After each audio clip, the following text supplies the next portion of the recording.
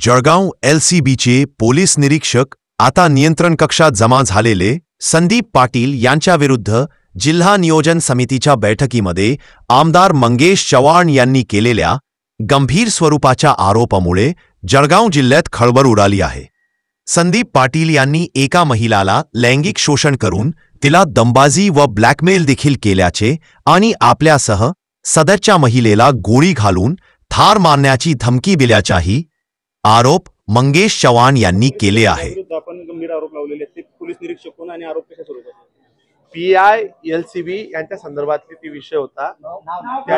Sandeep Patil LCB PI एकच असतो ना, चार थोडीच आपल्याकडे। LCB तत्कालीन नाही, LCB PI संदीप पाटलांनी एका महिलेचं शोषण केलं होतं, शारीरिक शोषणाचे त्याच्यावर आरोप होते। ते सर्व पुराव्यानिशी मी DPDC ते दिलं आणि सगळ्या आमदारांनी मंत्र्यांनी एकजुटीने ठरवलं की अशा पोलीस निरीक्षकावर गुन्हे दाखल झाले पाहिजे। त्याची LCB वरनं हकालपट्टी आजच्या आज तात्काळ होणार आहे।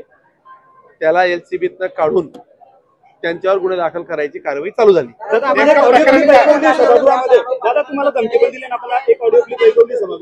ते असे म्हटलेत की जर आमदाराकडे गेले तर मी गोळी घालून देईल, मलाही गोळी घालून देईल, आमदाराला गोळी घालेल, असं ते बोलले होते।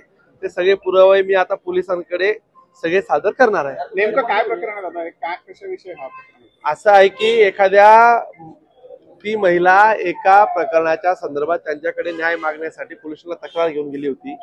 त्यांनी त्याच्याशी सलगी केली, सलगीचं प्रेमात रूपांतर झालं, प्रेमाचं रूपांतर लग्नाचं आमिष दिलं आणि त्या महिलेवर त्यांनी सतत वारंवार अनन्वित अत्याचार बलात्कार केले। लग्नाला जेव्हा तो नकार द्यायला लागला तर ती महिला त्यांनी सांगितलं की माझी बायकोकडनं मला अडचणी आहेत, आम्ही आता डिवोर्स घेतोय, अशा पद्धतीचं। ही महिला नंतर त्याच्या बायकोलाही भेटली तर त्यांच्याही पत्नीने असं सांगितलं की त्यांचे 4-5 ठिकाणी ऑलरेडी अशी प्रकरण आहे, मी स्वतः वैतागली आहे। आणि नंतर तिला लक्षात आलं की तिची फसगत झाली आहे। यांनी पोलीस स्टेशनचा सगळा धाक दपटशा तिला दाखवला, शिवीगाळ केली, दमदाटी केली। म्हणजे पोलीस सदरक्षण आहे, खलनिग्रह आहे। आपण पोलिसांकडनं जी अपेक्षा करतो ती जळगाव जिल्ह्यातला LCB PI हाच जर महिलांचं शोषण करायला लागला तर मीही हा सभागृहात प्रश्न मांडला की आता आपण कोणाकडे जायचं?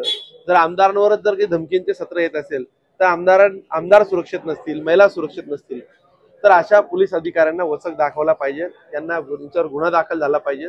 त्या महिलेला न्याय देण्याच्या भूमिकेतून मी त्या महिलेच्या पाठीमागे उभा आहे। या प्रकरणात आणखी काही आरोपी आहेत? याच्यामध्ये आयुष आणि पियुष नावाचे 2 भाऊ आहेत। त्यातला आयुषचं नाव तो कायम तिला वारंवार फोन करणे, त्या महिलेचं एकदा अबॉर्शन सुद्धा झालेलं आहे तिचं, म्हणजे तुम्हाला ते सगळं कळेलच। हा आयुष्य सगळ्या गोष्टींची तिला गाडी पोटवणे, एक फॉर्च्युनर गाडी त्यांनी सांगितली। आता सगळ्या त्या महिलेची व्यवस्था करण्यापासून त्या महिलेला दमबाजी करण्यात त्याचं नाव आलेलं आहे। त्या आयुष नावाच्या मुलाने, त्याचं सरनेम आयुष मरिया, त्यांनी ते सगळं त्याच्यामध्ये ते पण इन्व्हॉल्व आहेत।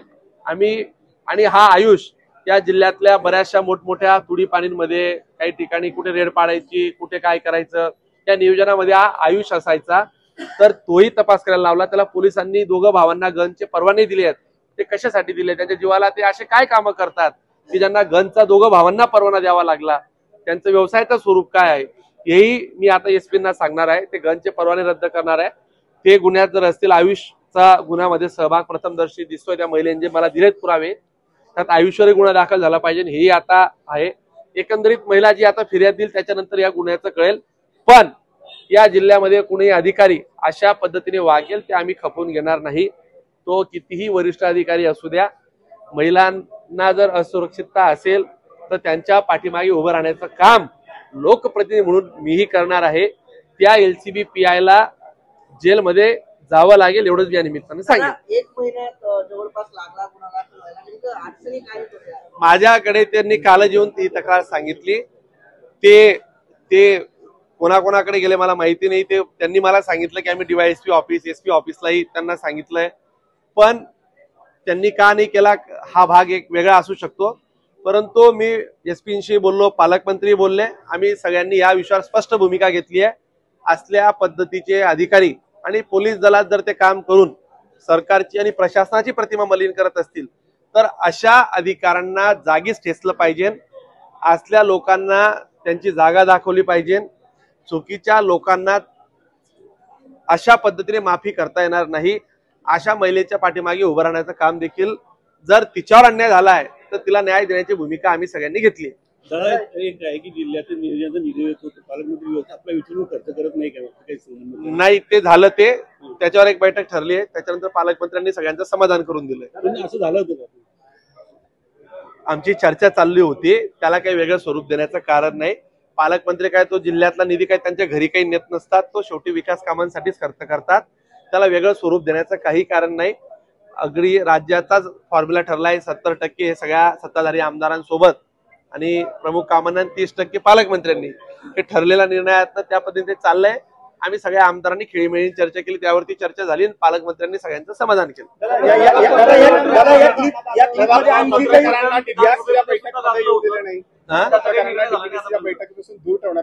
ते मला माहिती नाही, पण मी ती भूमिका मांडली होती की लोकशाहीचा आधारस्तंभ आहे. पत्रकारांना तुम्ही का बाहेर ठेवताय? मी तिथं सांगितलं, परंतु सगळ्या डीपीडीसीत ठरलं की पत्रकारांना मध्ये प्रवेश देऊ नये.